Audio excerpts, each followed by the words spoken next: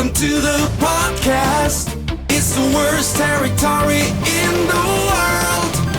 Personalities, history, and other stories. We know you're craving for more knowledge. Let the champions get their glory. It's the worst territory in the world. Hello, everybody, and welcome to the worst territory in the world. I am your host, Gabe Miller, sitting here with Chris Goff. Chris, the holidays are over. We are on the other side. Thank the Lord. I know mine was busy. How was your holiday? Well, the holiday itself was great. Had a good time. It's my favorite time of the year. My parents wanted to pay for my kids to go to Disney World. So what ended up happening is on December 27th, I got a email at 6:30 in the morning when I was just waking up and looked at my phone, and it was, your Southwest plans have changed. And so it's basically like, oh, your flight is canceled. So and of course, the big Southwest Airlines snafu that it went around the news for a week. So anyway, ended up having to drive back and forth to Orlando from Kansas City. And that wasn't fun with a couple of children. But, we had some good road stories, and they gave me 100,000 points. So other than that, what does that mean? Did they does that mean a couple flights or? It depends. It's like a one-way flight could be 9,000 points up to 50,000, depending on where you go or whatever. So you could almost get, 3 or 4 round trips out of that possibly. But look, Southwest has always been great for me. I've never really had any problems with them. American is completely opposite, but so I can't really get mad at Southwest. But anyway, that was mine. And you had your first holiday with your daughter. That was good. Yeah. Speaking of which, real quick, with those miles, have you ever thought about opening up a wrestling promotion and using those miles to fly in the first talent? No, I don't want to waste any more money on indie wrestling. No, I haven't thought that. Yes, it was the first Christmas with the daughter, and so we were surrounded by family. Obviously, being the first grandbaby on my in-laws' side, they were over the moon, and she. So here's what I learned. I learned that everyone celebrates Christmas on December 25th. Sure. My church celebrates Christmas on January 7th. So from here on out, my daughter is going to get basically 2 Christmases. The one on the 25th, and then the one with her church on the 7th. And I learned that I am never going to have to buy a gift for my daughter on Christmas ever, Chris. Ever. Yeah, dude, it gets ridiculous when they're young. You just get too much stuff. 100%. Like, I was like, oh, I don't need to do anything, which is kind of refreshing. But I think I'm going to use it as a learning opportunity to tell my daughter when she gets like one present from mom and dad on January 7th, say, now, what's the reason for the season kind of conversation. You get all your presents on the 25th. The 7th is when we celebrate the birth of Christ. So, but yeah, it was really good. Like, she just seeing everyone else's joy wrapped in her, like when she's opening gifts or, not really opening anything, but you stick the paper in her hand and you kind try to get her to rip it. Yeah. Right. So it was a lot of fun. And, cool. It was something I'll always remember. She'll never remember it, but it's something that I'll always remember. So yeah, I understand. Totally. But definitely the holidays have a new spin. Like, I would say that I will now enjoy I always love the Christmas season too, but I think I'm going to enjoy it much more with my daughter. So definitely, kids make the holiday much more. I'm actually dreading the fact when my kids get too old, they move out, and then it's just my wife and I. Like, because I've thought about it. Like, I've never really had to think about it too much. But do you still want to put up everything still that you put up now? Because It's just you and her. The kids might come by, but it's not like the complete festive month. So I don't know. We'll see how that evolves. When do you guys? I have to know, when do you guys put up the tree and when does it come down? Well, we have so much stuff for both Halloween and Christmas at our house. So Halloween is my wife's favorite. So we put that up like early to mid-September at least. Okay. Because there's so much stuff, and that's sort of how I'm with Christmas. It takes so long to put it up. I want it up a long time. And we take it down. Christmas, it goes, I'm not a big, Thanksgiving's fine, but I don't I could just totally go from Halloween straight into Christmas season. That doesn't bother me. It does bother some. But as far as taking it down, by New Year's usually, sure. Oh, okay. All right. Because I know some people that let it breathe a little bit after New We Year's. keep the lights on the double wide all year long. No, we don't do that. We don't. We take them down. But some people like to leave them up all year. Yeah. Oh yeah, that's just wild, wild stuff. Speaking of wild, the most wild man in the history of the Midwest territory, the worst territory in the world. You have an interview with Dan Geyer. I'm being totally facetious. Dan is not a wild man whatsoever. But this week you had the privilege to sit down with a guy that we've all come to know, love, and respect in the Midwest wrestling scene, and Dan Geyer. So talk to us a little bit about the interview, and then we'll get into some latest and greatest news, and then we'll kick it to that interview. So Dan Geyer, I met him. I was trying to remember the first time I met him. I think it was when Harley Race came in with some students, and we had a sort of a little program with Metro Pro versus WLW in the early days of Metro Pro. And he came into a show, which was a huge deal. And it was so cool to have him there. And that's probably the first time I ever met Dan Geyer. But Dan Geyer, if you don't know who he is in the Midwest, he's a quiet guy. You probably don't know, but he was a ring announcer for WLW. He was part owner of WLW. He was a confidant and friend of Harley Race for decades. He met him. You'll find out he met him when he was a small child. And he was around Harley for most of his life, especially when Harley came back and settled down in Missouri to have his Harley Race Wrestling Academy and his promotion. So Dan just had a lot of cool stories about being around the Harleys, the Bob Geigels, the Gust Karrases, stuff like that. He was around all the old promoters and all the old wrestlers and has a lot of stories. It's usually guys like Dan Geyer, Gabe, that I feel like have the best stories to tell because they're the ones that get to sort of be the fly on the wall and watch it all sort of happen because they happen to be in the same room as these people. I always felt like some of the big stars, their books and their sort of opinions are not nearly as interesting as the guys that are below them because, they're living it. And everyone else is sort of watching and observing and seeing how it goes down. So Dan also was a pivotal part in me starting Metro Pro Wrestling and continuing that for years. And then, as you know, and you met him with the National Wrestling League, NWL, he was a big part of that as well. So we talk about all of that. And now he's a part of the evil empire, which I was giving him a hard time about at Journey's final show. I was like, oh no, you're a part of the Missouri Athletic Commission, and all that kind of stuff. So, yes. Just giving him a hard time about all that. But Dan, I've said it from the beginning. Dan is one of the best people I've met in the business. I said it last time when we were talking about trying to get Dan on the show, is that my favorite car ride, top 3 favorite car rides was my car ride to Wichita with Dan Geyer. And, one thing that I think is a lost kind of thought or process or whatever you want to call it in the wrestling business is getting to sit under the learning tree of someone who wasn't a worker, but like you said, he was around. The stories that he has about just Harley and the business and everything. It just goes to show you that you don't have to necessarily be a worker to have these great stories and to learn a lot about the pro wrestling business from guys like Dan Geyer. Yeah. I told Dr. Tom, if Dr. Tom wrote a book, it obviously wouldn't be like a New York Times bestseller because Dr. Tom is not The Rock or Hulk Hogan or whatever, but Dr. Tom is a great storyteller and he was around so much and different levels. And he's a witty guy. And that's what I feel about Dan Geyer. He could write a book about, he went to Japan with Harley once. Just going to Japan with Harley in those later years would have been great. He has a lot of information and a lot of fun stories. I asked him about a couple well-known Harley Race stories to sort of see if I could get the official story. But, as in wrestling, you never really know the official story of any good legendary story. So he tries his best to smooth that out. Yeah. And speaking of, so we'll get to that interview in just a minute. But one thing, Chris, we always like to kind of talk about the newest, latest, and greatest. And I told you what I wanted to talk to you about. But actually, I came up with something else really quick. Did you watch WrestleKingdom? Go. I did not. No, I could care less about WrestleKingdom, but okay. I'm not a big Japanese wrestling fan.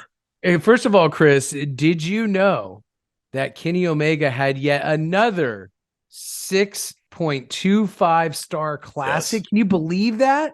It's in Japan, so of course it's going to happen. It was him and Will Ospreay, right? Okay. Yes, it was. Yes, Chris.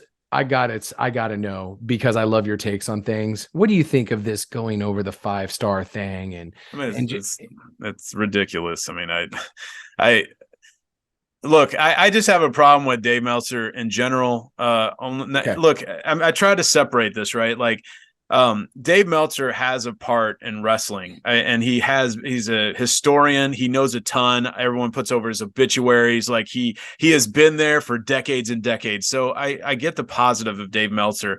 The only issue I really have with Dave Meltzer is that he, much like a lot of news people in the last 20 years, his opinions are just that, opinions. So like he writes stuff, and unfortunately, whether it's political news or wrestling news, if someone writes their opinion on something, some people just think it's fact, and it's really annoying.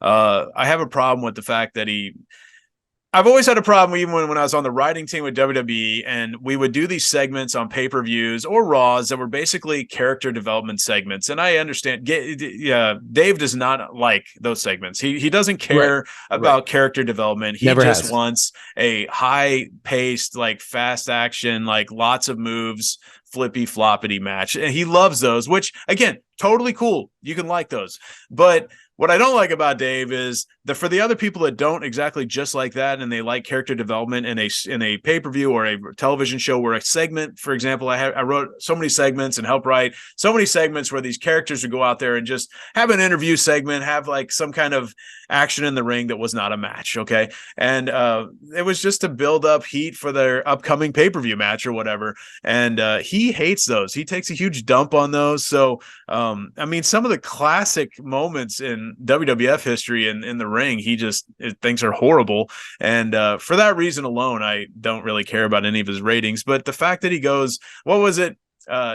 Kenny Omega, I forget the stat. He has more like 5-star plus matches than Shawn Michaels and all these other people combined. It's ridiculous. He has, I think the stat was he has 6 or 7 over 6-star matches.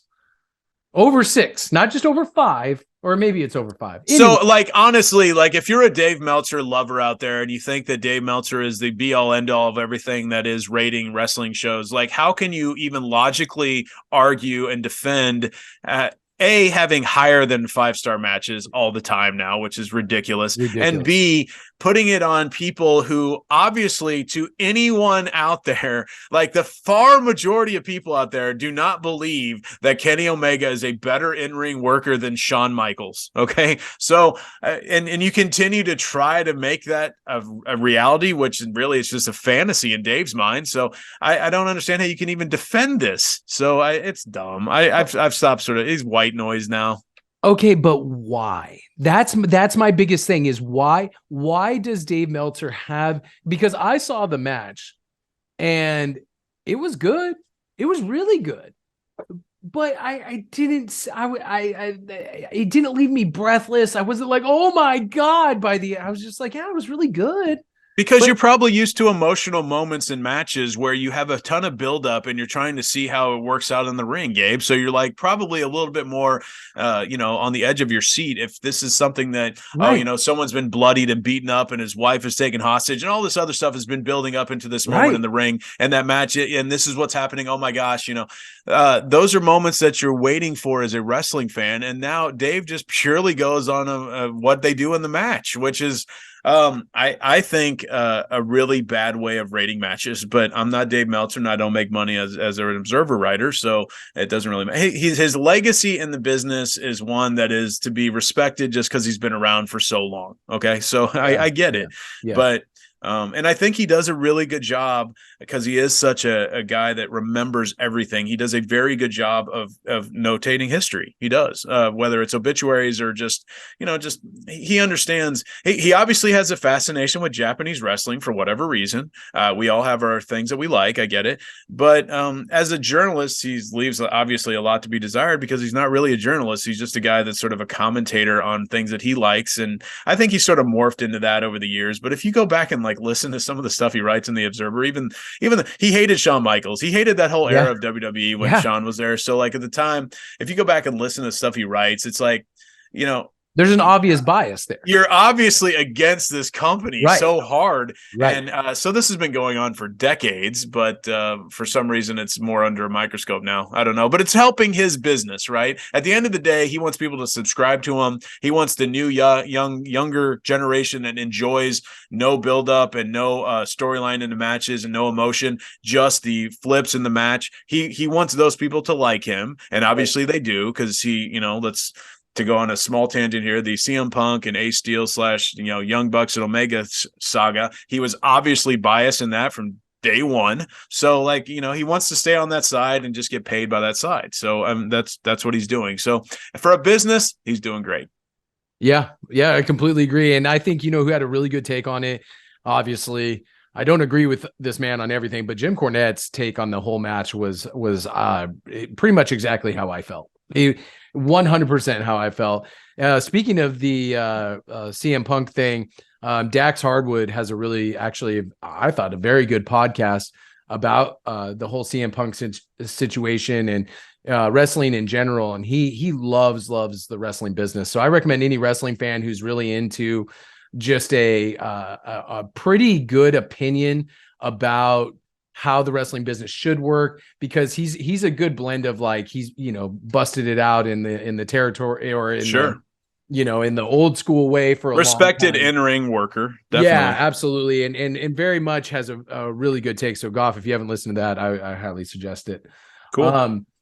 So let's get to the main story, because you worked here, you put in your time. So this past week, I think last Friday, Vince McMahon announced that he is going to, and did, come back into the fold as the executive chairperson of WWE. What was the exact title? Do you remember? Chairman of the board. He's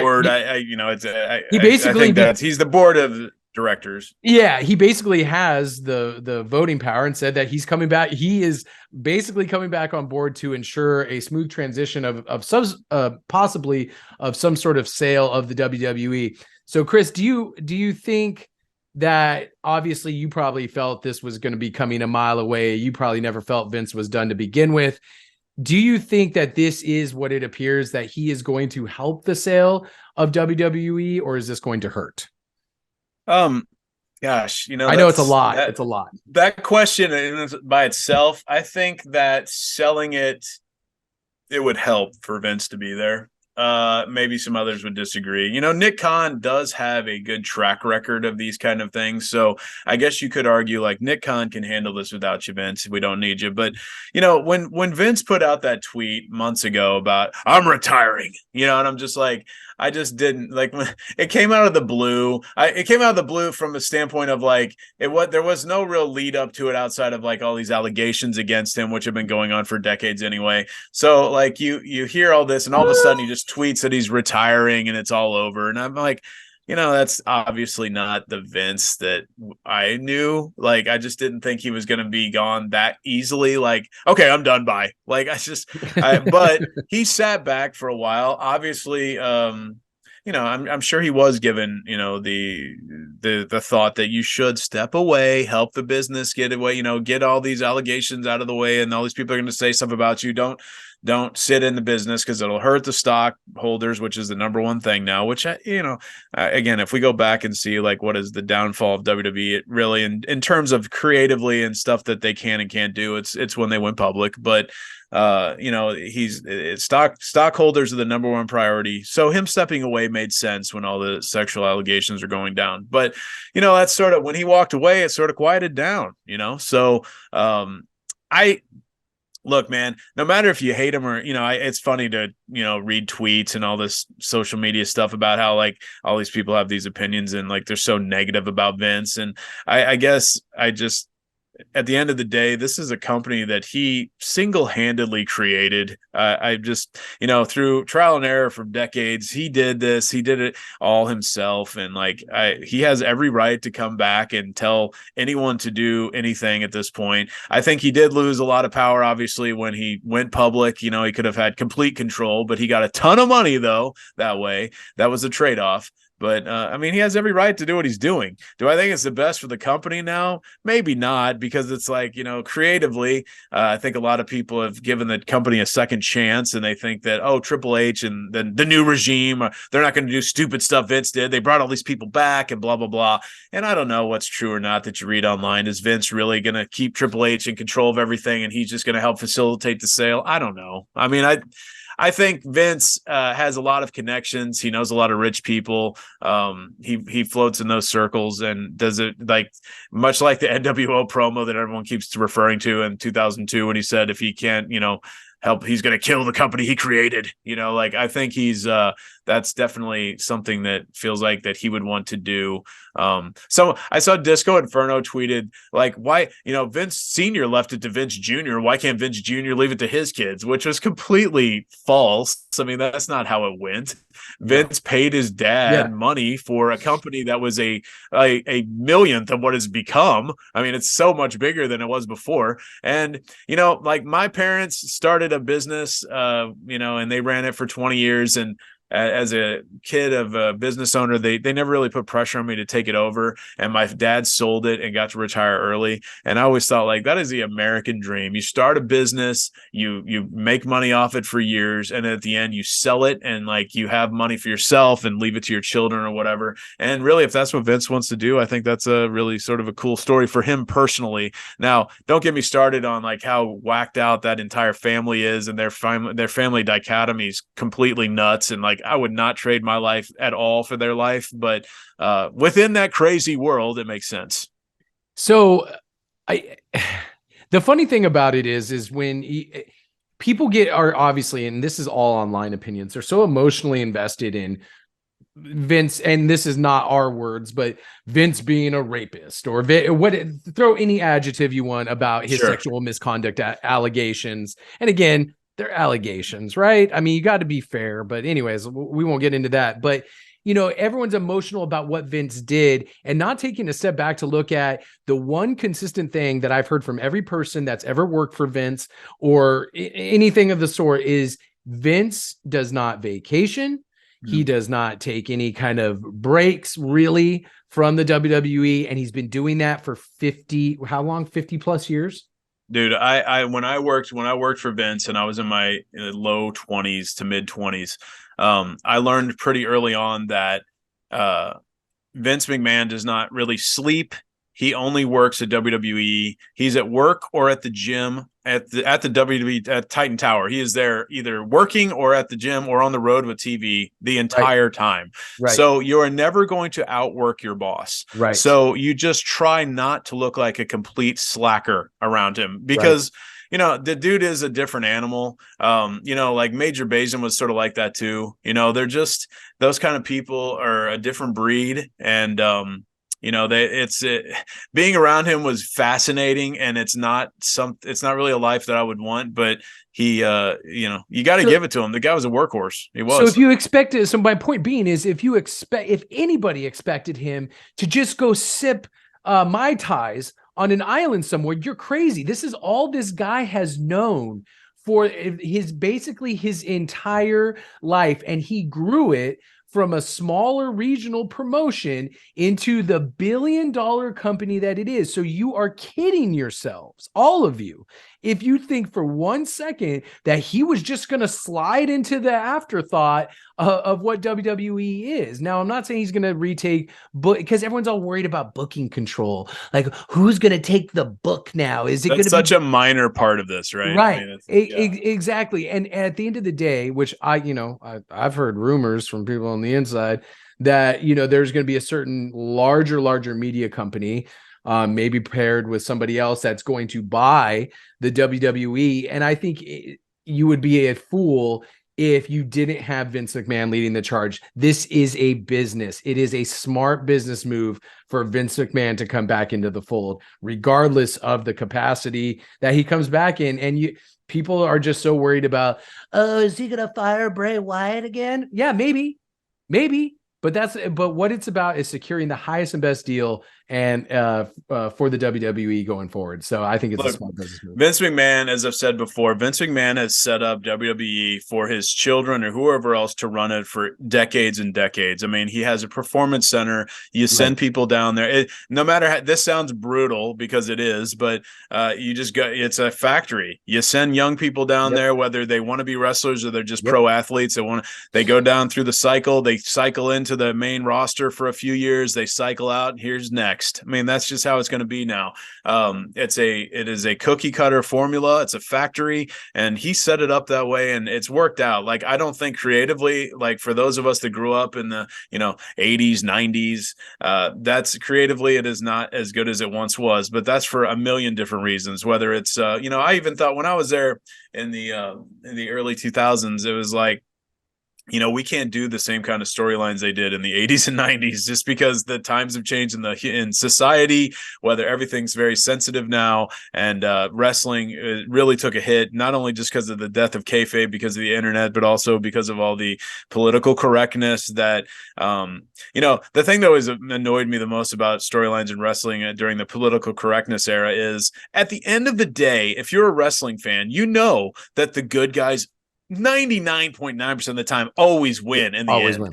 So the problem is nobody in this world now, everyone is just so gung-ho. Like the first chapter of a story told, if it goes against the good guy at all, it's like, this is horrible, this is blah blah blah, sexist, racist, whatever they want to say about it. And it's like, but at the end, the bad guy's going to get their comeuppance. This is like any movie or book that has been written like as a fiction book for the last 1,000 years. It's how it plays out. But there's no, that's why in some ways the Dave Meltzer theory of like, let's just see who can do the most flips. That's the way that you're going to have people doing matches now, because you're not going to be able to do. I mean, even like think about like Macho Man Hulk Hogan, like and they're fighting over Miss Elizabeth, and like sort of the sexualization of Miss Elizabeth, and like that did Randy beat her and all this stuff. It's like that would be blown out of proportion so much now that storyline probably would be thrown off television. It's like and that was one of the greatest storylines ever in wrestling, not for any bad reasons, because at the end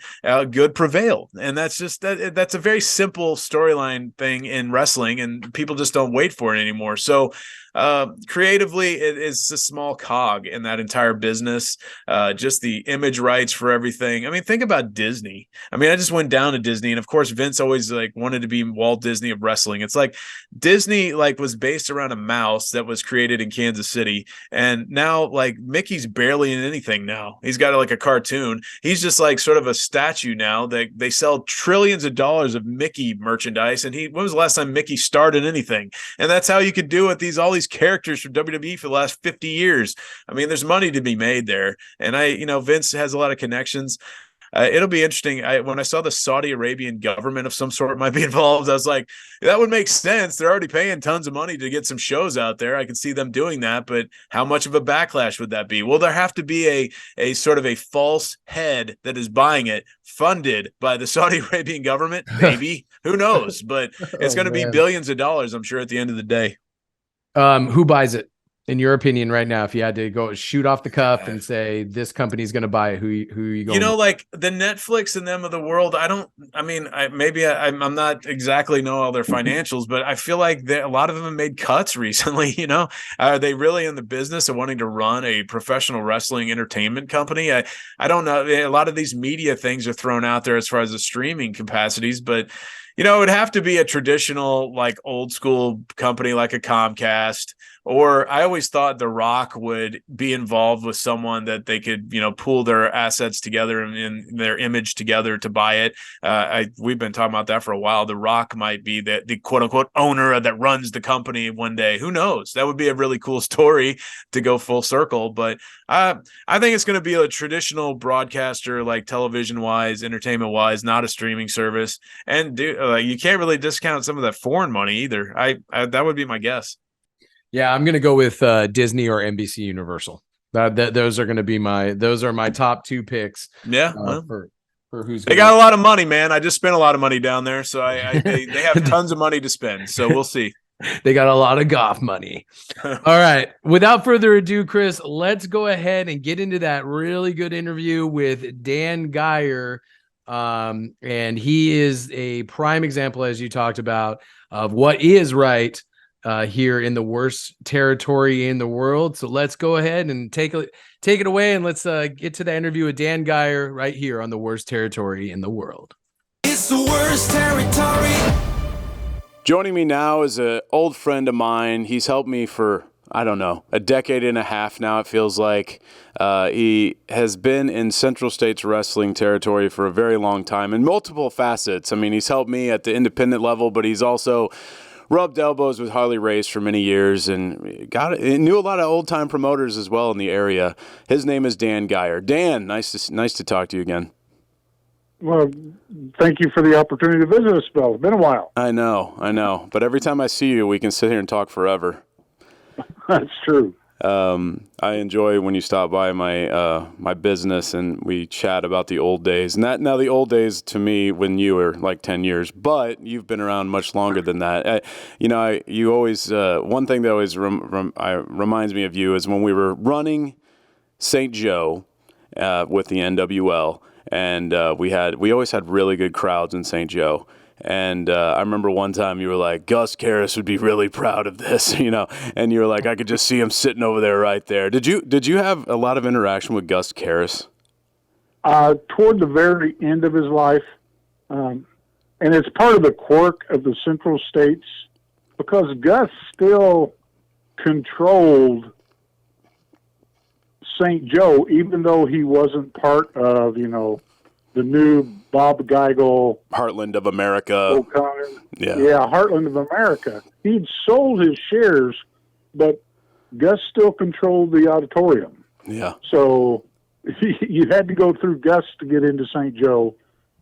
So he would, and he was still active. And for those that don't, he always wore a, fashionable cap, gentleman's hat. Yeah. And he smoked that pipe like a smokestack when things weren't going well, but when things were going, he had that little grin on his face, and he was always in a suit, much different than Bob Geigel and the other crew. as some of the national predominant people that talk about the Central States will point out quickly, as one of the knocks on Kansas City. But yeah, in the very end, he had sold out the wrestling side, but people forget he was a promoter at heart. He promoted carnivals until he, basically his death, and part of his carnival locations, Sonny Myers took over. Yeah.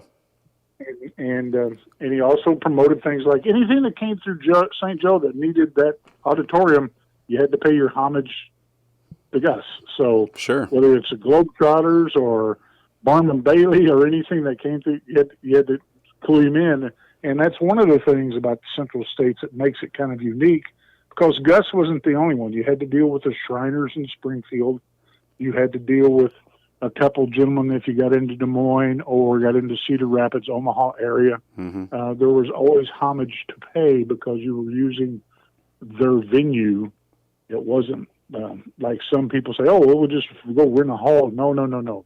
There's a whole circuit of guys that had claims, and basically they wanted their share or a percentage of the gate or et cetera. So it's kind of a unique territory. I'm sure it existed other places, but it was because the venues were so small, it made a little bigger impact. I definitely think you're right there. I think the reason why it was different probably from the bigger ones is because it was so chopped up into smaller venues, smaller territory, little fiefdoms within the territory. And we'll talk about why we call this podcast the worst territory in the world. You hit on one of the points, but Gust Karras, for anyone that didn't know before now, he was a longtime promoter. St. Joe was a town that we ran with a company we had called the NWL. And it's always interesting. When I did a documentary on the Central States wrestling, Gust Karras was long gone, but it was interesting. Harley just spoke with such revere for him because, of course, he helped him live, basically, in the business for a long time. But and we'll talk about that, Dan. But how did you first of all, worst territory in the world, called that because, like you said, a lot of people, Ric Flair and Cornette, I bring up specifically, they talk about, well, Ric Flair really just buries Bob Geigel and how he wore, shower shoes and looked like basically a poor farmer guy running a company. I could see, after meeting Bob for many years, I could see why him and Ric Flair would clash big time. Flamboyant versus more simple, normal guy. That's not going to really work out. But did you ever think that? I mean, did you ever get that perception that Kansas City is looked at as this little podunk area, especially by those guys for that reason? You would have to, for the guys that work the territories, the Kirbys, the Races, Rufus and all them, it was their type of people. But you get into the guys that were traveling around. The Funks didn't look down on it very well because it was a lot like the Texas territory. It's more of a blue collar type territory. And yes, you would get some vibe from some of those guys, especially like the Flairs. Cornette, I love him. He's a great guy.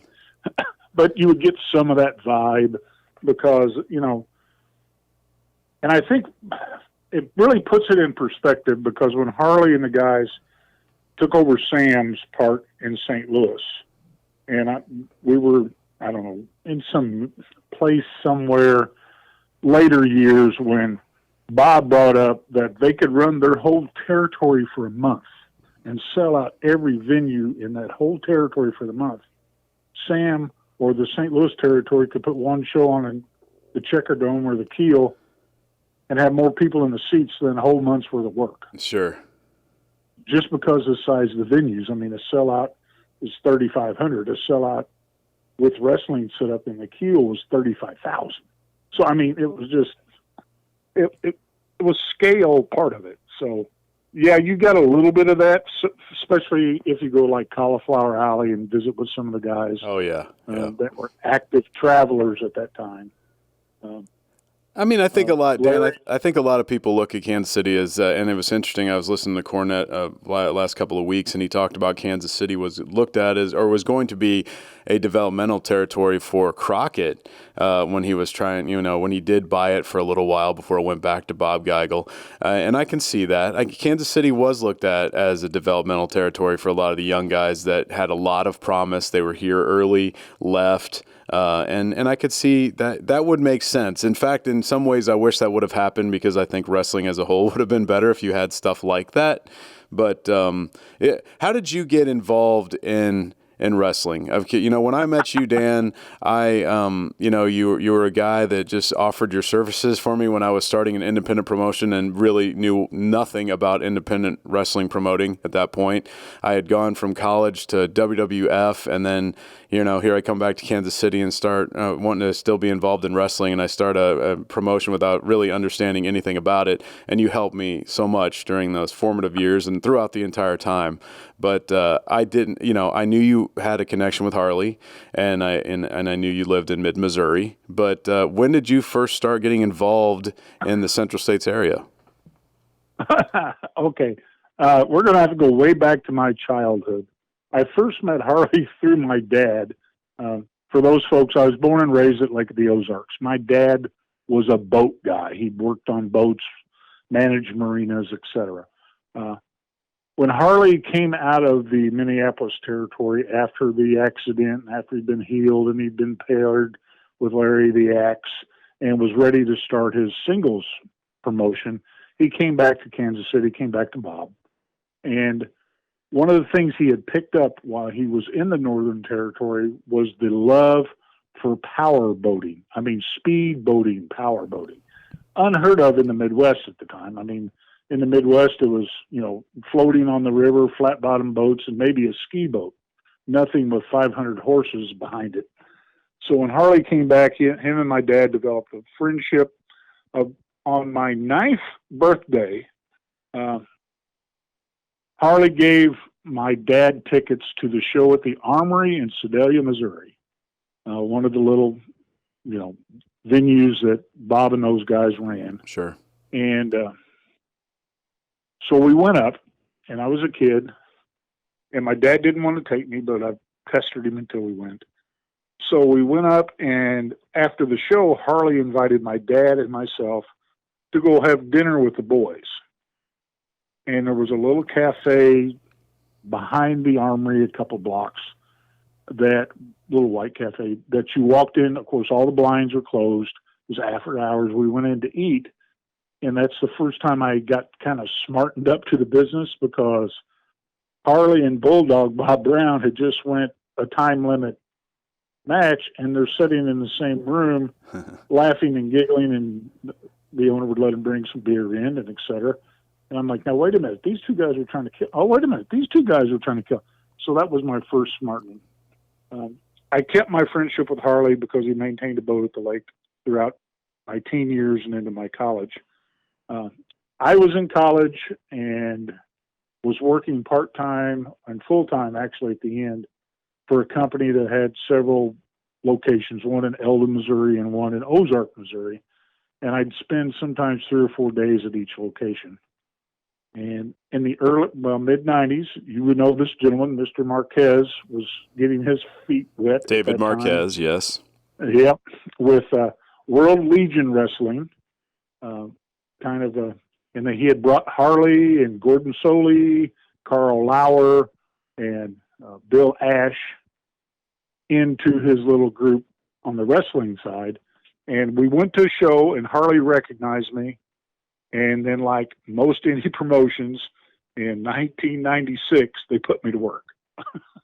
Basically, helping BJ, Harley's wife at the time, before she passed away, behind the merchandise table. And you worked your way up through that side of the business, just like you would do on ringside. If you were a performer, you did the menial task, you had the first match, and you tagged. Well, there was what steps, you worked with till they trusted you, and then you went to selling tickets at the door, or you went to being the music man, and then eventually I ended up as the ring announcer. About 2000, I was the ring announcer, and once you get in the ring announcer position and you're at every show, basically the duties and the knowledge of the business continues to pour, because I worked primarily second and late shifts, so I would always go in early to Eldon and sit in and visit with Harley, and he would go over how he wanted the cards done, et cetera.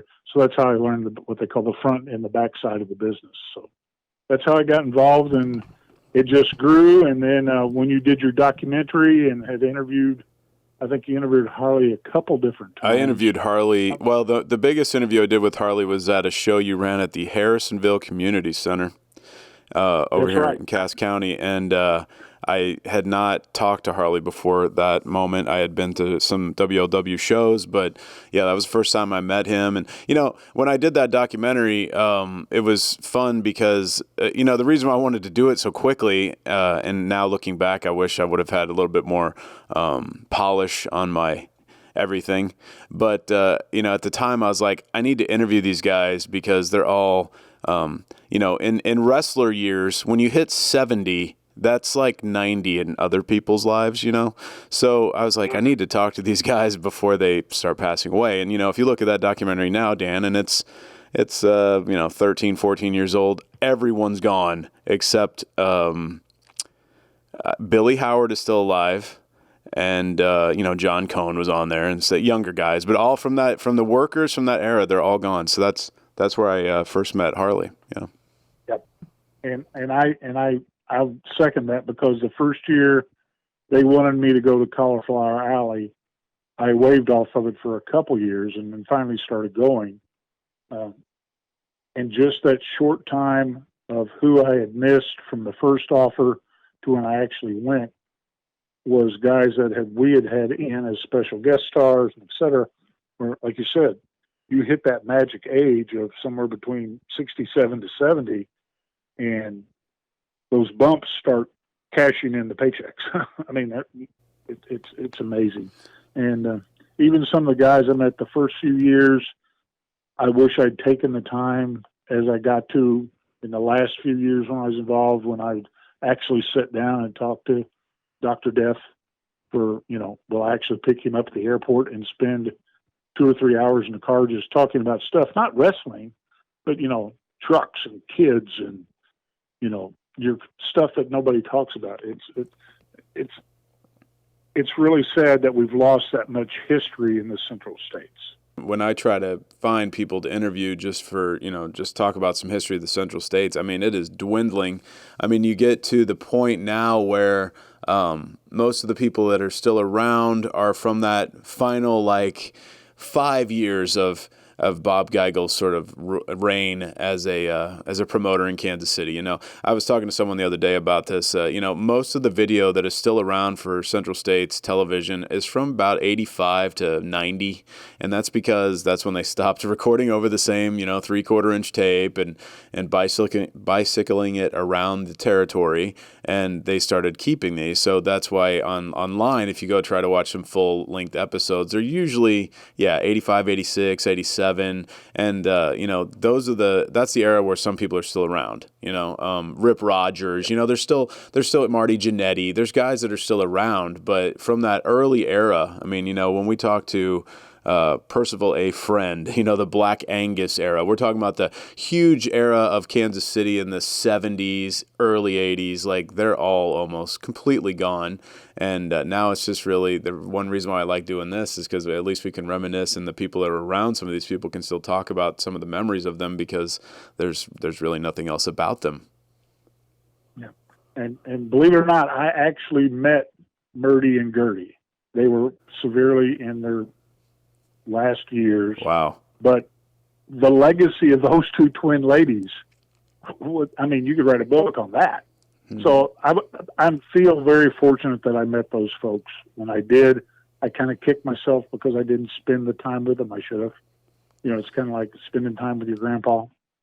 Sure. You spend a lot of your early years, but the years you should be spending, you miss.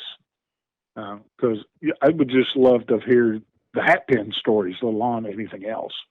And, Percival Friend, talk about the drives back from Des Moines to Kansas City with the headlights off and bumping cars and, passing each other and hiding out and passing each other again, and it's road life that doesn't exist anymore, that you wish you had taken the time to get the full stories.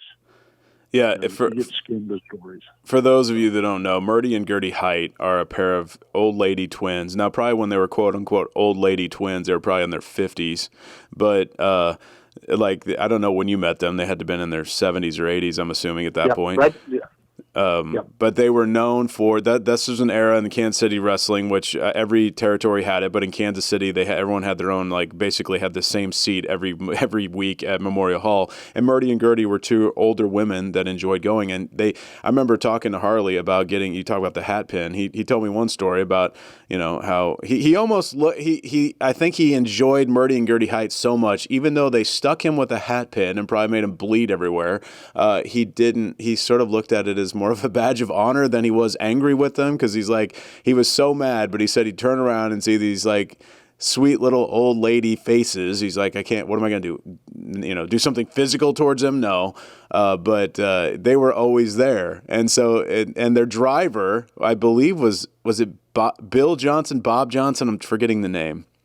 Mr. Johnson is what I've always heard him referred to. And Geigel told a great story to me about how he had Mr. Johnson's ashes. After he died, he left the ashes to Bob Geigel, who was not any kind of blood relative, but he wanted Bob to take the ashes and spread them on the floor of Memorial Hall. And Bob said he put the box of ashes in his garage, and it sat there for a long time.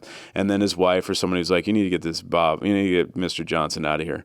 And so Bob was like, well, I didn't really want to just, put him over on the ground at Memorial Hall because he'll just get swept up and, it means nothing. So eventually he took the ashes and put them on the front lawn of Memorial Hall. And he's like, I know Mr. Johnson's happy with that. But he was the driver of Murdy and Gertie Height. I mean, this is the cast of characters of the actual just fans were as interesting as some of the characters in the ring. Do you remember that era? Oh, yes. And people they traveled. Harley would tell about seeing Murdy and Gertie on Thursday nights at Memorial Hall, and then if you were in Des Moines on Friday night, there they were again. Or if you were in Topeka on Saturday night, there they were again. Mr. Johnson literally drove them all over the territory. There's very few shows that they missed. But unfortunately, a lot of it, like you say, a lot of that old footage that you would see those same faces over and over is gone. And I think, I don't know if it was Bob or Harley or one of the guys during the one interview that they did at Cauliflower Alley, talking about there were venues that you could walk into and you knew everybody in the first 3 rows.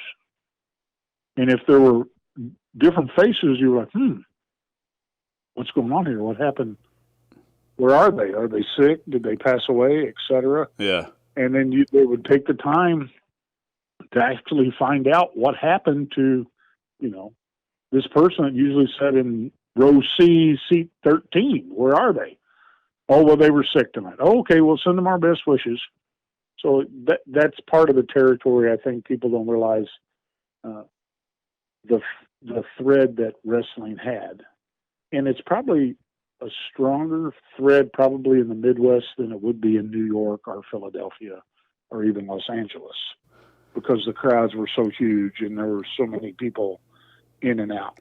Yeah, I would agree with that. I mean, the crowds are smaller, so it's easier to get a little bit more intimate family. I mean, what you're describing, it reminds me of when you were helping with Metro Pro and NWL.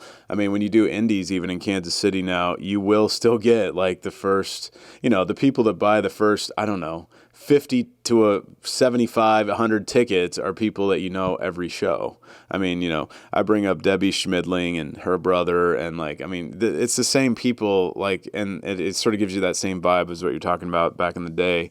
Obviously different times, but still can get that sort of family atmosphere going on Independence. But I did want to ask you, Dan, about Harley, because I know you had such a more, close relationship to him than most people around here. What did he think about? He traveled the world. Obviously, he's on many people's Mount Rushmore of wrestlers all time. Not only just the toughest, but what he had to endure and everything through his career. What did he think about Kansas City in general? Obviously, he came back to Kansas City and helped Bob whenever he could. He had bigger and better things to do, but he would still come back here. What did he think about Kansas City, the territory itself, and just this town? Well, he loved, of course, being a northern Missouri Quidman boy. For those that don't know where Quidman is, a town outside, east of St. Joe and northwest of Maryville. He was a Midwestern type guy. That he loved Kansas City, number one, because it was more of a blue collar type town. He loved Bob Geigel, and of course he loved Gus. I mean, Gus, he would, at the funeral, that's one of the few times I've ever seen the man cry. I mean, I've seen him cry on a couple occasions, but he really broke down. He had a pretty rough time at Gus's funeral. Of course, everyone knows the story that they were about ready to cut his leg off, and Gus come in and convinced Harley's parents, hey, let me take him to St. Joe and then finally into Kansas City to some, orthopedic specialist, which was unheard of at that time, and see if we can't save his leg, which eventually they did. But he loved Kansas City. He really loved that drive from Des Moines to Kansas City. I do not know why, but he loved that drive, and he loved to drive it. For those that have heard all the stories, that Harley Race's minimum speed on the road was 80. He loved about 110. It's true, folks. I've been in the car with him hundreds of hours, and that's the way the man drove through these little twirly ass roads, and 80 to 100. That's the way you went. Yeah. Whether you were pulling a ring on a ring trailer or not, that was hard. But he part of it was he was familiar with it, and part of it he could, tell you the history of the road. Because, when he first started, it was a little 2-lane windy thing that went through every little small town, and eventually 29 and 35 got built, and it turned into an interstate. He also loved Wichita. For some reason, he just felt comfortable. I don't know if it was the venue, because in Wichita, from what I understand, it was kind of a little blend of talent You get some of the guys out of the Watch territory in Oklahoma. You might get some of the people out of northern Texas. So there's always a blend of talent. Harley liked working new people a lot, mainly because he liked being in charge and being able to call everything. But he loved the territory. When I talked to him about ownership, he just smiled. He said, and he referred to me by my last name, Gier. Gier, it's always good when you make double money on any given night. I'm like, what do you mean? He says, well, I'm making my championship money in wrestling in Texas. The boys are making me my money with my share in Des Moines. And you're like, okay, that makes sense.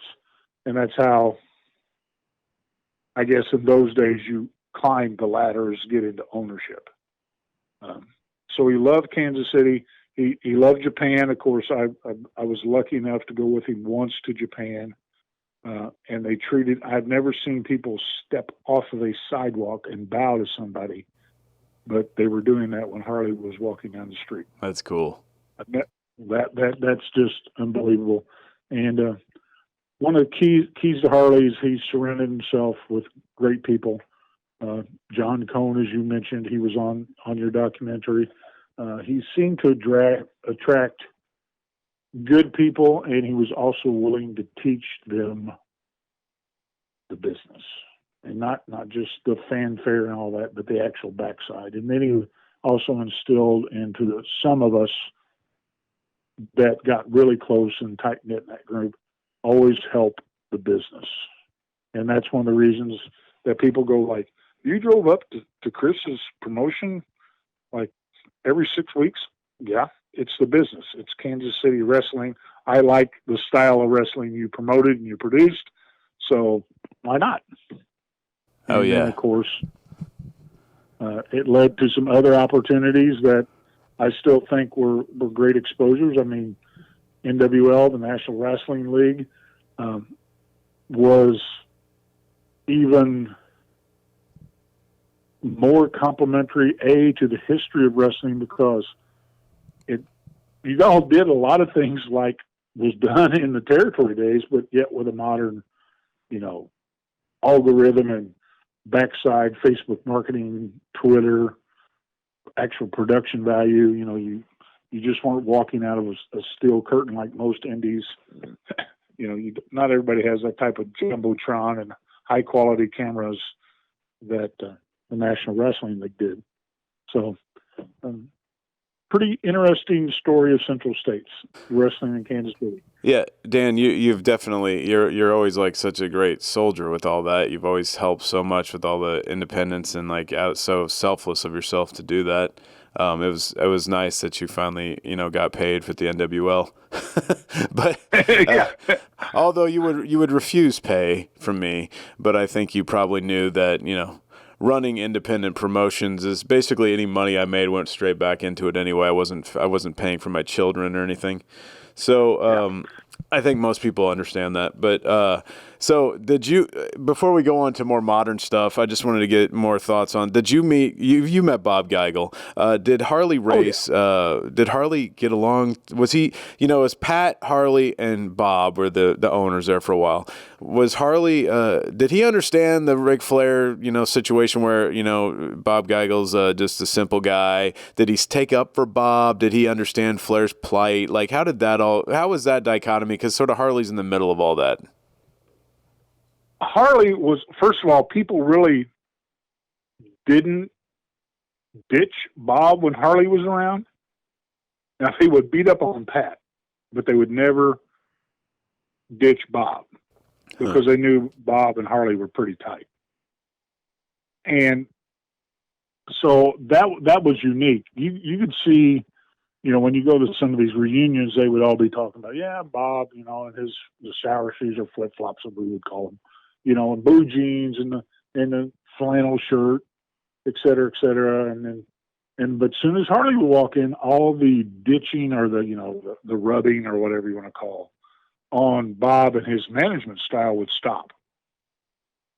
So there was a strong relationship there between the two, even when they went to St. Louis together. So that was, they would tell stories on one another. The brown paper bag story is one that still makes me laugh. I guess we can talk about that for a second. Yeah. For those that don't know about the territory, when you're the national champ, not only is it your job to walk in as a national champ and leave as a national champ, you also carry messages from the home office to certain promoters or certain what we would call stopover territories. They weren't really part of the major players in the NWA, but they were like, there'd be a promotion like in northern Colorado. So if you were transitioning from Kansas City to Portland, it was and he ran on an off night, a Tuesday or Wednesday night or a Thursday night. And you didn't need to be into Portland till Friday night. So you could stop and make a quick buck to help trans cost. But some of these places were known to A, rough up some of the traveling guys, or B, short them on their pay. Promise them to pay them, $30 in the 50s was a lot of money, and then end up paying you $5. Yeah. And then the minute you would kind of raise a little scuff about it, they would usually just shoo you on out the door. Well, this one instant, Harley was one of the new champions, brand new national champion, and he was going out on the circuit for his first turn, maybe his second turn. And there was kind of an affiliate member that had basically, the promoter had pulled a gun on the former NWA national tag team champions and shorted them money. So they were going to send him a message via Harley, and they were scared that he would pull a gun on Harley. So they were in the conference room at Mid-America Sports, and they were explaining the situation to Harley. Hey, deliver the message to stop roughing the boys up. If you're going to pay them, you pay them, blah, blah, blah. And then they were like, now Harley, he's pretty, bad cat. Here, we think you might need this. And they slid this brown paper bag across the table. And we'll switch to Bob. Bob said Harley opens it. And if you've ever seen that little grin Harley would get, there's a couple pictures of him and there's some tape of it. He gets that little sheepish, boyish hood grin, looks in the bag, turns it over and dumps out. It's a small handgun. Harley commences to reach around his back and lays that famous 38 down on the table, says, I think we got that covered, boys. And Bob says, we quickly knew we had us a national champion. Well, that brings to mind two stories about Harley that I want to get your perspective on, because I don't know if he talked to you about this specifically or what. But the first story is when he approached Hulk Hogan in Kansas City, or he approached the show, a WWF show in Kansas City, and he got into a confrontation. I have heard so many versions of this, where, he tried to start a fire. He pulled a gun. Like, he went to Hogan. Hogan was cowering in the bathroom, and he was so scared of Harley. What was his take on that? Here is the most consistent version Harley's told of that. Yes, they ran against Central States, and WWF ran the same night in the same town. So Harley gets done. Harley goes over. He walks in the locker room because he can walk right by the security guards where they were at. But, they run that venue too. Everybody knew Harley. Hogan is sitting on a dressing bench. Harley rib slaps him. Now, anybody that's been rib slapped knows it stings. Mm-hmm. Basically, and then when Hogan turned around and was, going to posture up and draw, punch whoever it was, they realized it was Harley. And Hogan made some comment. I've heard Harley say it a couple different ways, but it was like, oh shit, Harley, if I thought you would be in here, you'd have that big gun waving around. And Harley did show him, because it's a fact, Harley went basically nowhere in that time and era without a gun. Harley did pull back his little windbreaker, and he had the 38. He never pulled it, but he did show him, no, I don't need a big gun. Not dealing with you idiots. And then that's the story Harley would tell. And I've never heard anybody refute it. Of course, it's been elaborated on, and, you got Hogan's 4 or 5 different versions of it. And like you said, it's been on, but there was a small confrontation. And I asked him one time, did you really try to burn the ring down? He said, why would I burn the venue down when I was going to run it in 2 weeks? Makes sense. Makes sense. But there was a rib slap, apparently, and a little bantering.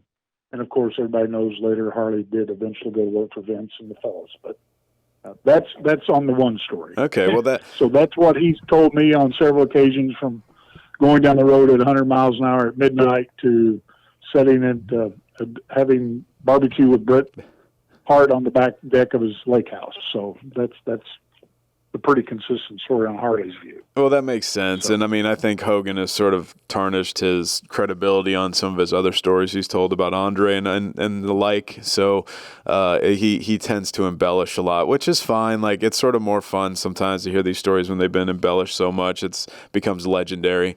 It reminds me of when we had Haku in for NWL, and I got to drive with him and Barbarian from Kansas City to Wichita, which was one of the greatest drives ever.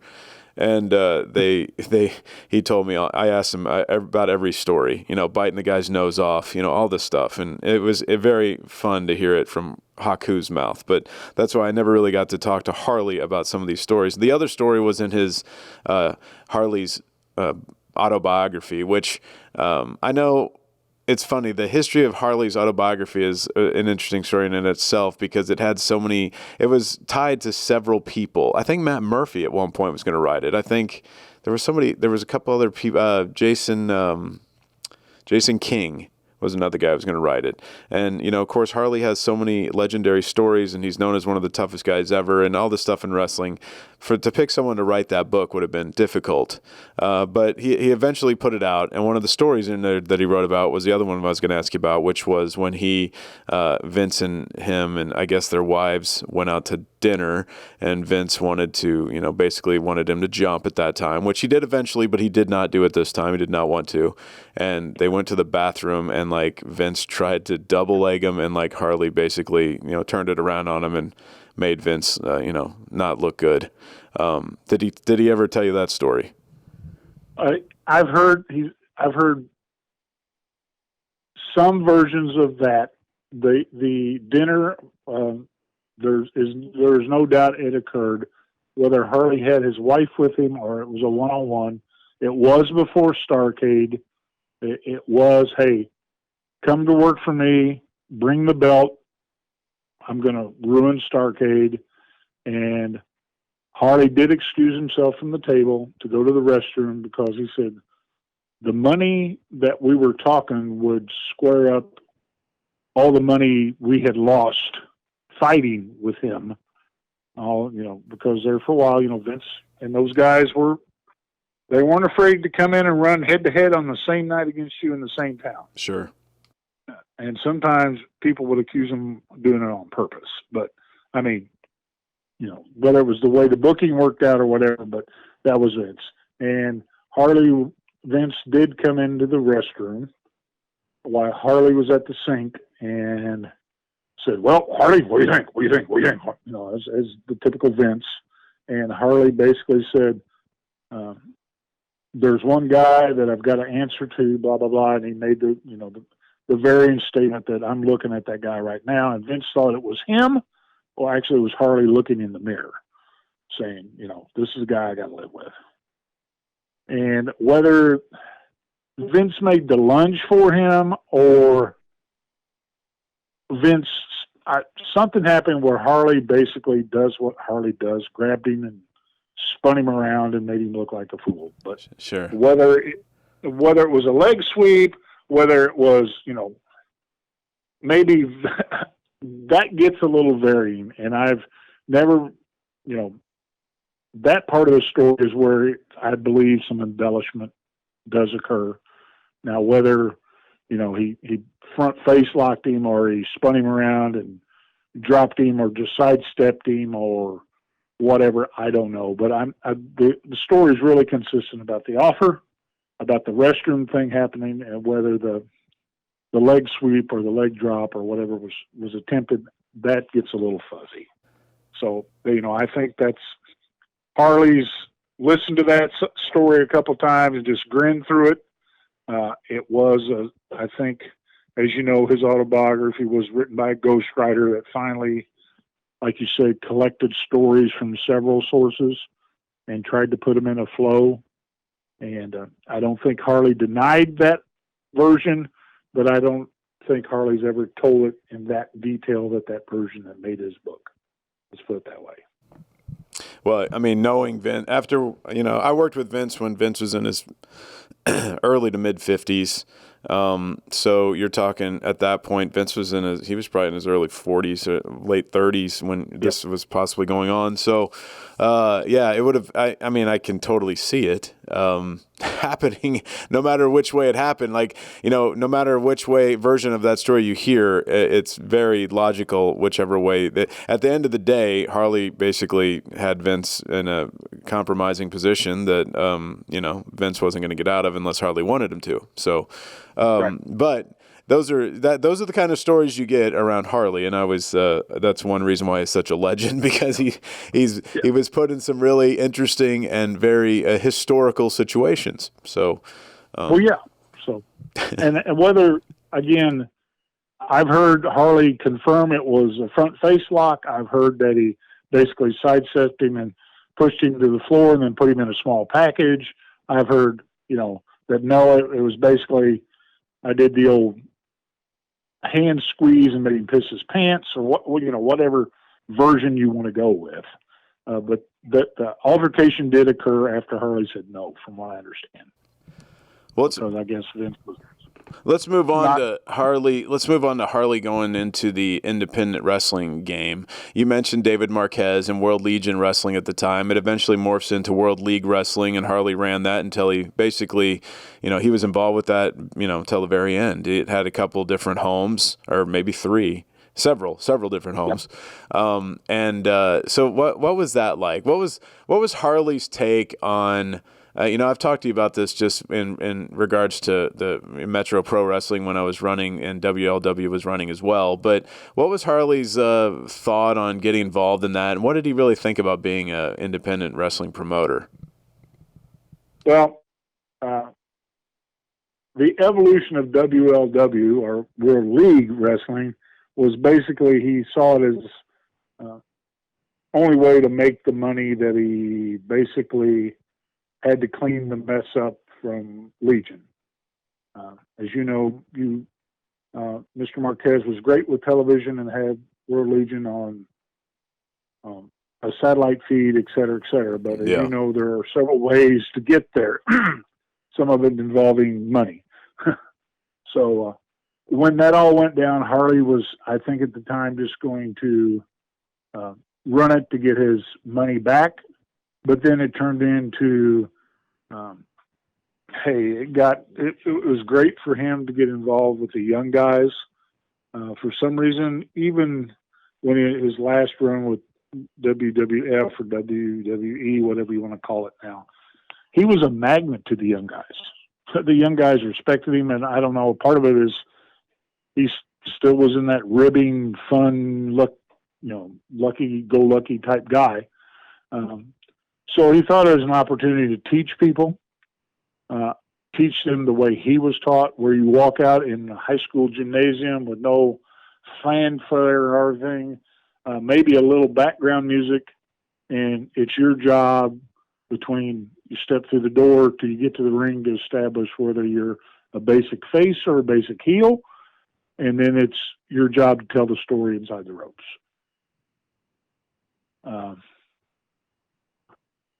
So, I mean, and then he loved it because of the fans on top of that. And then you add in that there were people call Harley and say, Harley, I'm going to be Chicago on this date. Are you running the show? I'd love to come see you. And a lot of the folks just took trans. They didn't, or merch money. Sure. They didn't take their appearance fees. They just, and because they knew Harley would be a host when they got there. I mean, he was always a great big barbecuer. He'd always take you out, and you never had to buy anything when you were a guest of Harley's. So and he also was basically outlet for guys that were, that big talent swale when WCW got bought out by WWF. A lot of those guys weren't working, but yet they'd just been on television, so there was need for adrenaline to flow. And we were running a typical WLW show, 2002 through 2006. We rode the cycle like everybody.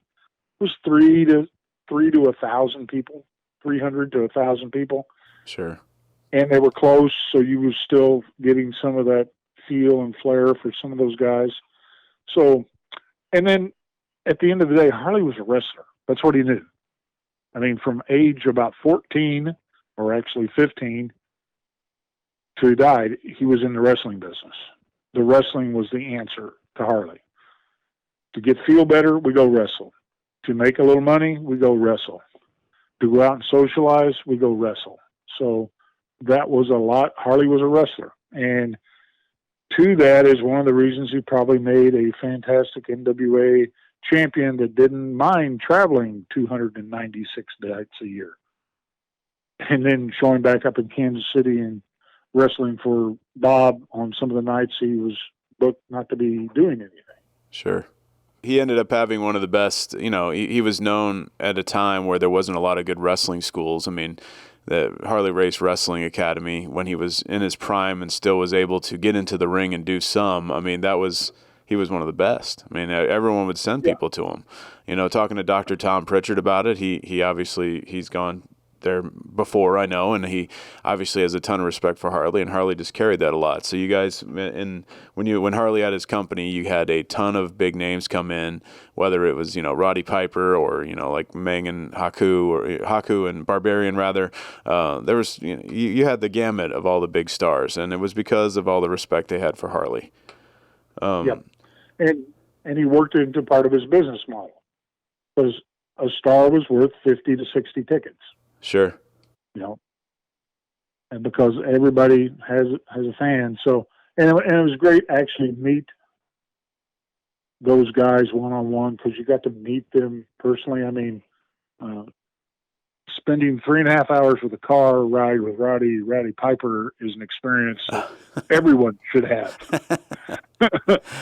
And then to see him blow up at the venue wanting to talk to you when nobody else is another experience, because he was not happy once he got to the venue.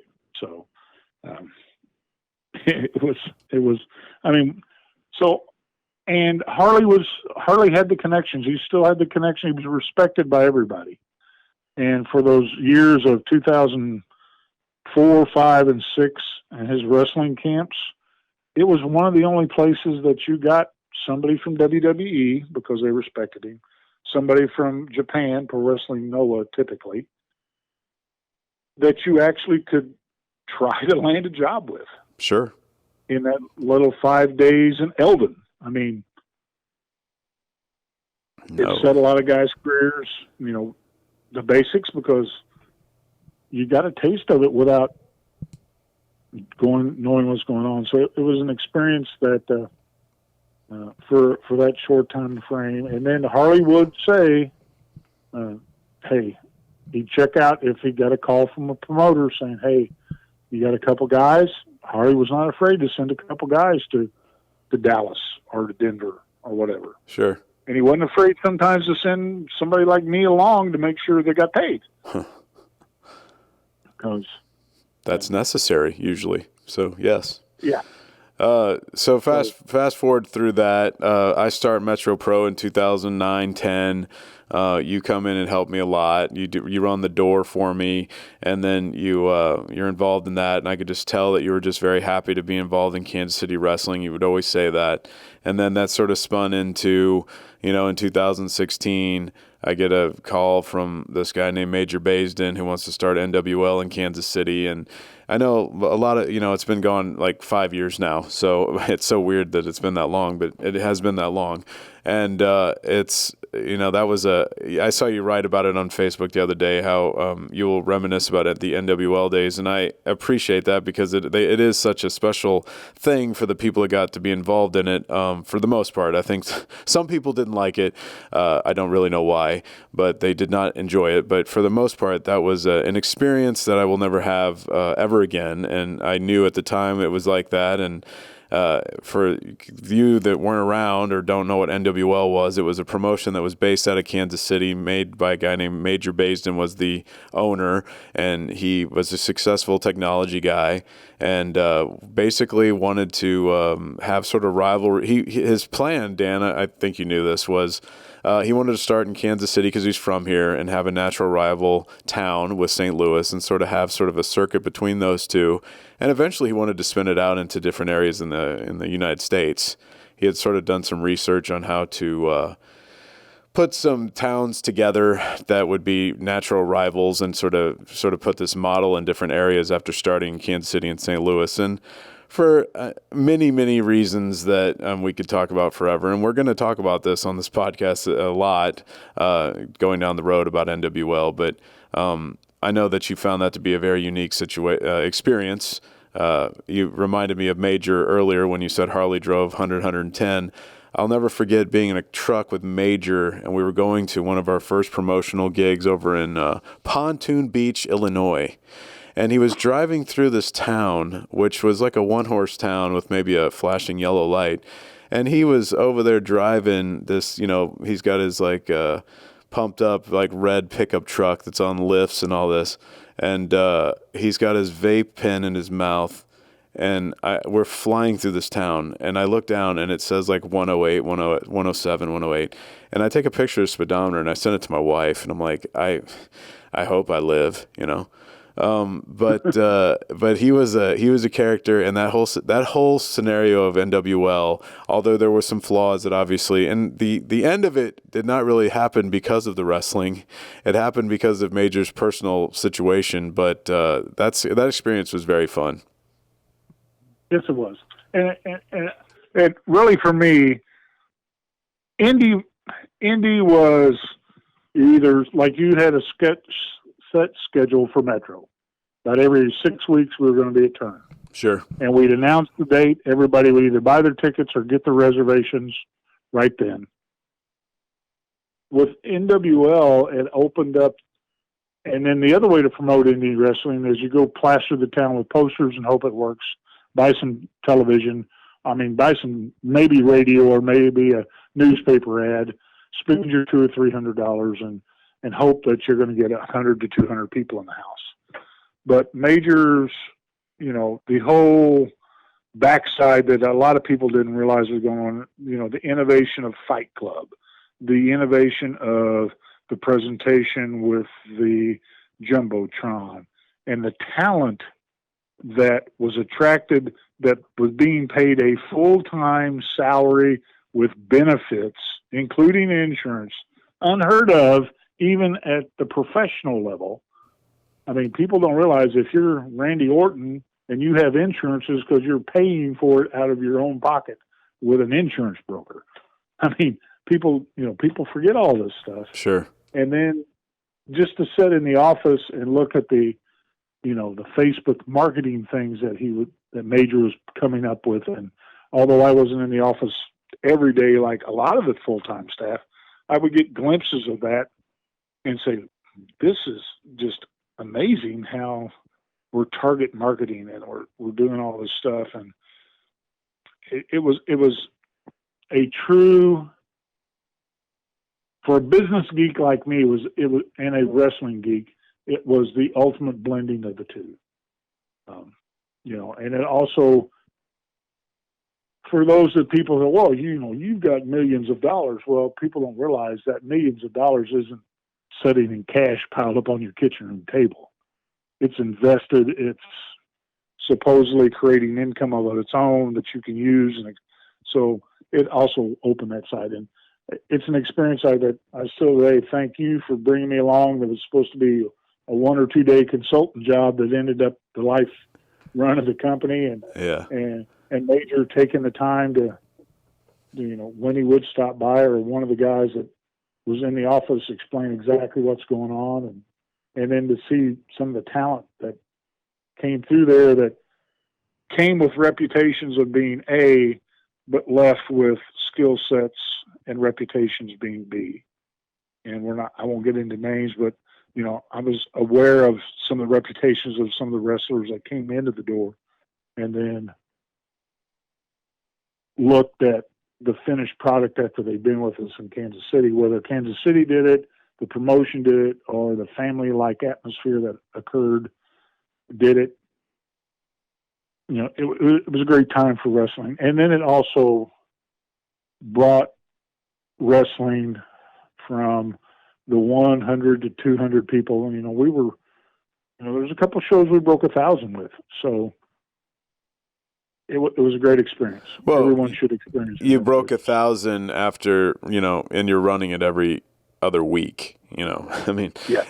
There was a lot of the fascination around the entire way that it was built up. I mean, just the fact that we had a high-rise office in Kansas City downtown. Then, a few miles north, we had a full-fledged gym/training facility, like a small mini micro version of the Performance Center, where people were.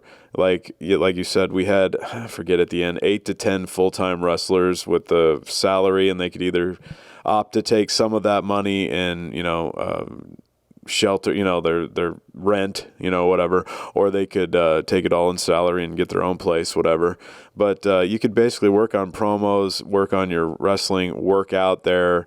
That was what the idea was for all of that. And we had a full staff inside doing social media, when we first started, the early years, which is what we're going to cover on this podcast here soon, is, it was just interesting. We had a daily boardroom meeting.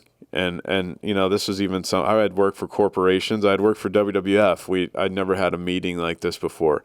And every morning, Major and everyone in the office would have to sit around and explain what they did the last day since we saw you last. And it was an interesting thing because you usually don't have daily accountability like that, but it was cool. And it was treated like a full-fledged corporation. There were some decisions that were, could have gone either way, that some did, some didn't. But at the end of the day, and I know that you've seen a lot of people talk about the NWL, and a lot of people that either didn't know what they're talking about or were negative about the situation because they weren't pushed to the moon, even though they didn't deserve to be. They will say negative stuff about this and Major and all this. And I think as time has gone on, I think they've all been proven pretty wrong. There were some, like I said, there were some financial decisions that could have gone the other way. Major was wanting to bring wrestling into urban areas too. He didn't want to keep it on the outskirts of the suburbs. He wanted to go downtown Kansas City, downtown St. Louis, make it more of a city thing more than a suburb thing. And, going into that, I was skeptical, but, Major had a lot of, he was a king of research, and he was very smart. Major, and I got to work for Major Baisden and Vince McMahon, and they were both very similar in many ways. But Major's one of these guys that will always end up on his feet. He'll always end up running some multi-million-dollar company because he's just a go-getter hustler, and that's just what he is. He's never going to be working in a cubicle. It's just not in his DNA. And this guy was dynamic as hell, and it was what an incredible situation to look at. I mean, if you go back to early days, Dan, we had these meetings where what we tried to do is have all the wrestlers have their own gimmick within our company. So if they were still working 10 other indies in the tri-state area, they would have a little bit more of a diversification with our company than being the same person everywhere. And for some reason, a lot of, independent wrestlers had a problem with that. Just because they believe their value as their name that they were running the other indies was more valuable than what they could be with NWL. And look, you could debate that sort of, but I never truly understood their problem with that, considering that most of them could still work other indies. They just had to use this character here, which is, I don't know. I didn't think that was that difficult, but that was sort of a sticking point with some people. But I mean, we were mapping out these names. We had a conference call with every single wrestler, talking about their new name, their new gimmick, sort of allowing them to pitch ideas, giving some ideas we might have for them, name-wise, all this stuff, which was, in a microcosm what they used to do at WWE in the 80s and 90s with their creative services and people making this stuff up for them, characters, whatever. And then at the end of the day, let's say, for example, I remember Jack Foster, who was Jake Durden, and he went by Jack Foster. He was sort of like a hermit guy that, not the Unabomber, but as far as he's not a killer like that, but he would be sort of a Unabomber type guy, a survivalist, I would call him, I guess. And he would go out, and I remember Marcy was tasked with like getting some gear for him. And one thing that we needed to get was Major wanted him to have a typewriter, like an old school typewriter, because that would fit the gimmick and all this stuff. And I mean, we were dealing with like theatrical prop companies, and I mean, the money being talked with some of these things was outrageous. And like I said, there was some excess. There was a lot of excess, but it was, if you were on the side of us where we were like being able to engulf ourselves in the excess, it was very cool. but that was definitely, coming out of the company / Major's pockets. So he was all in, man. He tried to make that work so hard, and really at the end it was working. We had sort of changed the business model, and we were in the black as far as the wrestling company, but some of the other, like you said, the liquid assets weren't there at the very end. And that was, there's just a lot of payroll involved in that company. There was, as you know. Well, as you mentioned earlier, it was to date, out of the 30 some odd years I've been involved in wrestling, my biggest paydays. So, and you look back, and by today's standards, they were in the real world not bad paydays, but in the wrestling world, they were good paydays. So, you've got to deal with that, all of that too. So, and I'll stick up for Major. He shook my hand. He did everything he told me he was going to do. He allowed me to, he said, he'd say, "It's yours. This is the data I would need. You got it, brother. Thank you." And you guys basically did the same way. I mean, again, it's an experience that, everyone should experience that has the opportunity. And again, I saw some growth out of some folks and skills developed that it wouldn't have happened anyplace else. Sure. That was if much like anything in life, if you have a positive outlook and you just try to make the best of what you've been given, which in that situation you were given a lot, and you took advantage of it as much as you could have grown leaps and bounds there. And some did, some didn't. Oh yeah. But that's sort of how life is. But it was awesome. I was glad you were part of that, because you're a trustworthy guy, and reliability and trust are two of the biggest things you can have in wrestling, in life, but really in wrestling more so. So, but I appreciate you helping me throughout the years, Dan, and you've obviously engulfed yourself in Central States wrestling history as being a guy that has been around it for many decades, and I thank you for all your help, and thanks for being on today. Well, thank you for having me, and I look forward to bumping into you and maybe stopping into your business the next time over on that side of the state. Of course. I've bumped into a few of our old friends that are now actively promoting. So sure. You never know, I might bump into you at one of those shows. Of course. I hope to see you soon, Dan. Thank you very much. All right. Thanks, guys. Appreciate it. It's the worst territory. All right, welcome back to the worst territory in the world. Chris, my gosh, what a great interview with Dan Gier this week. Yeah, Dan is. I could get on the phone with Dan and talk for hours. He stops by the winery, and when he's on this side of the state, and like I just love talking wrestling with Dan. He's a guy that really loves wrestling, as you heard him say. He enjoys coming to Kansas City just to help Kansas City wrestling continue, and he's such a good dude. So glad he's still around, and glad I get to talk to him. Yeah, every time I see him at CSW show or any kind of local show, I sit next to him the entire time, and we just BS about the wrestling business, and we talking about the current stuff going on here in Kansas City, and the one thing's for sure is no matter bad, in the middle, great, indifferent, Dan is always there at the shows because he loves and he wants to see the business succeed, especially here in the worst territory in the world. So he does, and he loves the worst territory in the world. He really does, as you heard. So Dan Gier, a lot of guys like that we want to interview that are sort of behind the scenes that you wouldn't know, but have so many good stories and have been around it for years. So we'll have more of those. Yeah, absolutely. And before we get to the final segment, Chris, which is my favorite part of the show, you guys did speak of, and we have spoken of, obviously in some sort of detail, of the vaunted NWL. And I just want to encourage everybody that, guess what? We are going to do our first installment talking about the NWL right here on the worst territory in the world. And Chris, I am so excited to break in to the NWL because I broke into the business through the NWL. So what can we expect with that first episode?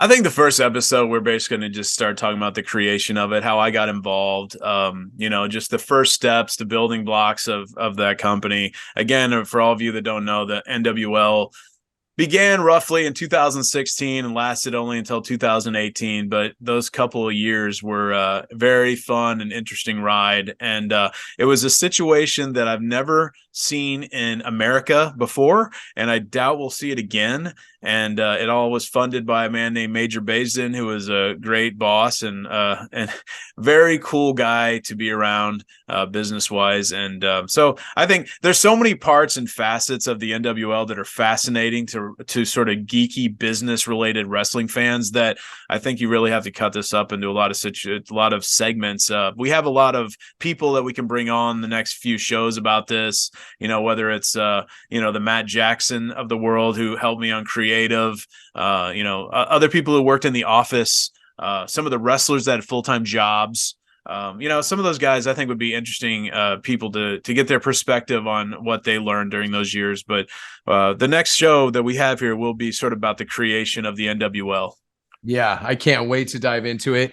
And I think what this is going to do too, Chris, is this is going to give people an opportunity, because even in my small interactions with a recent Facebook post about the NWL, there is so many misconceptions still about what happened, and it's just it's crazy. I mean, and Arlen Pavlenko, he is going to just learn so much about the rise and fall of the NWL. I'm not sure if he has the capacity to learn, but no, there are a lot of people that will, and I don't think a lot of people really talked about it that really understood it. Of course, some of the people that worked in the company still don't understand it, Goff. No. Look, there's a lot to understand. There was a lot to it, and there was wrestlers. There was a lot of people involved, and most people that I talked to, even those that were soured by the end of it, they still enjoy the NWL now years later. But yes, we will talk about it. We'll get into all that stuff. All right, Chris, here we go. We are at my favorite part of the show, the final show where Chris Goff gets to choose his own adventure and answer some long, deep desire, burning questions that I may have for him. So, Chris, your menu this week, of course, is Hogan's history. I mean, we can go into Santa's sack. I mean, we're still on the tail end of the season if you want. We can do Mount Rushmore, or we can do the hot seat. You love the hot seat. We can do the hot seat. I want to do Mount Rushmore this week, Gabe. Okay. All right. So the Mount Rushmore this week, obviously every week, if he chooses Mount Rushmore, it's, that's one of the favorite conversations of any wrestling fan is who is on your Mount Rushmore. And then you choose, your Mount Rushmore of wrestlers. Well, this week I've got a really good one for you. Who is your Mount Rushmore of female wrestlers? Female in-ring wrestlers. Yes. Because I can give you a Mount Rushmore of females in wrestling.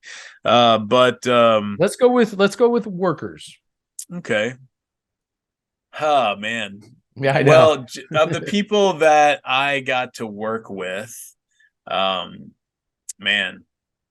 I mean, in the era I was there, I got to work with people like Trish Stratus, Lita, Victoria, Ivory, Jacqueline.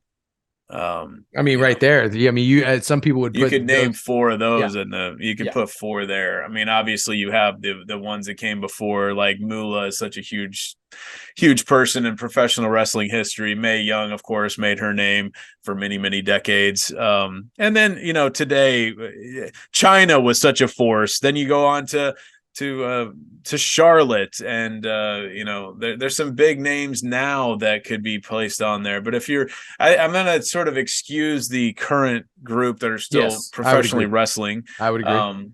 I don't know, man. If you really want workers in the ring, man, you have to put Moolah on there. She was such a force. Like, I don't care what anybody. Everyone got to see her in the Attitude Era when it was blown up when she was 80 years old. But and then she got knocked for being.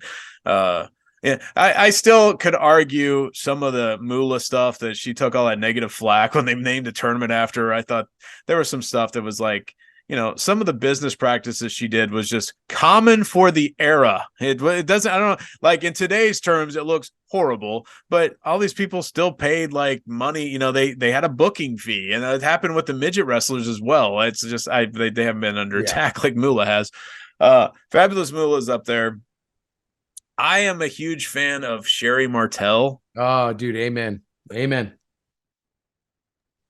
She is obviously most people our age got to see her more as a manager, and she was fantastic at that as well. But she was she was just great all around as a character.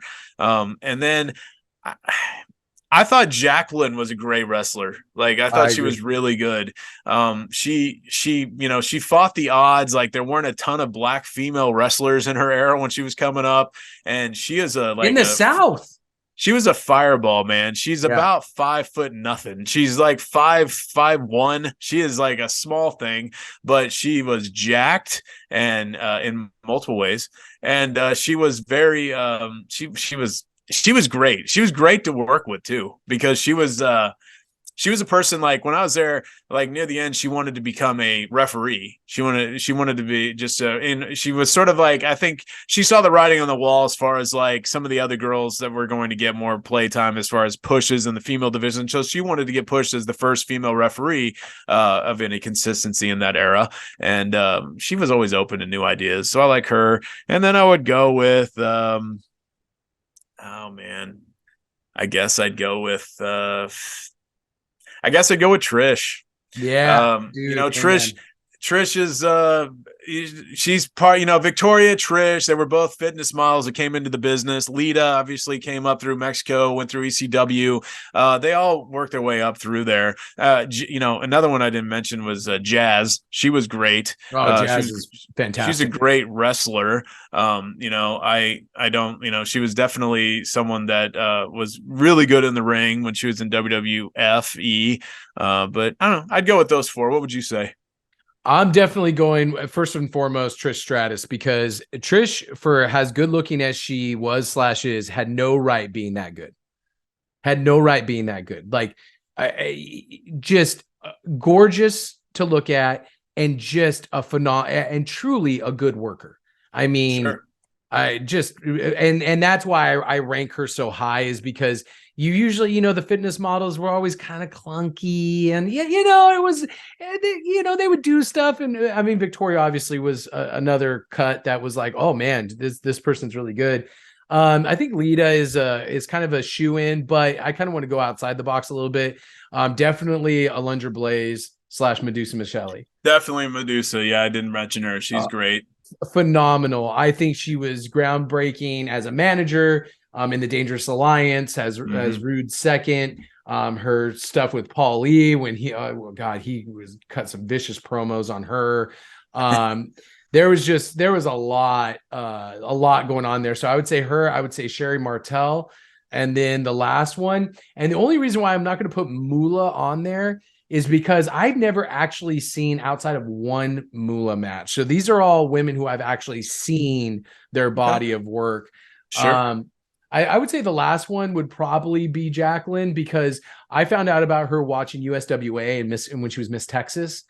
And she was just tough as nails, man. And I got to respect somebody that, again, a black performer, tough as nails, who, like, apparently from all accounts is as sweet can be, behind the scenes. And I was about to make a really bad inside joke reference, but I'm not going to do that. But yeah, she definitely, I think those would be my ladies on Mount Rushmore, and especially Alundra and Trish. They're just. I thought you'd go with Mildred Burke, but I guess you don't care about the oldies. What about like Chyna, dude? Chyna was like the Bo Jackson of wrestling. No. She came in with such a huge force, and then she left with such a quickly as well. She's a meteor in wrestling. She is like. Nicole Bass is up there. I'm just kidding. No. But Chyna was like a huge star.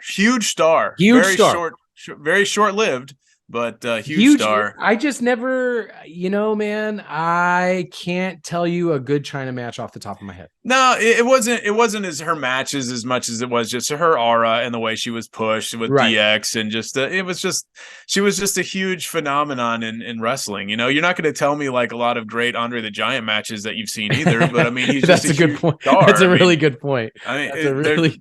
I gotta give credit. Like I told you, Ivory was around for years going with Glow. And then you have, Natalia Neidhart has been in WWF forever. So, and Wendy Richter, she was a big one early on. Good one. Back in the rockin' wrestling days. So, there's so many people to choose from. I got to tell you, man, I'm shocked you didn't do Molly Holly on one of those.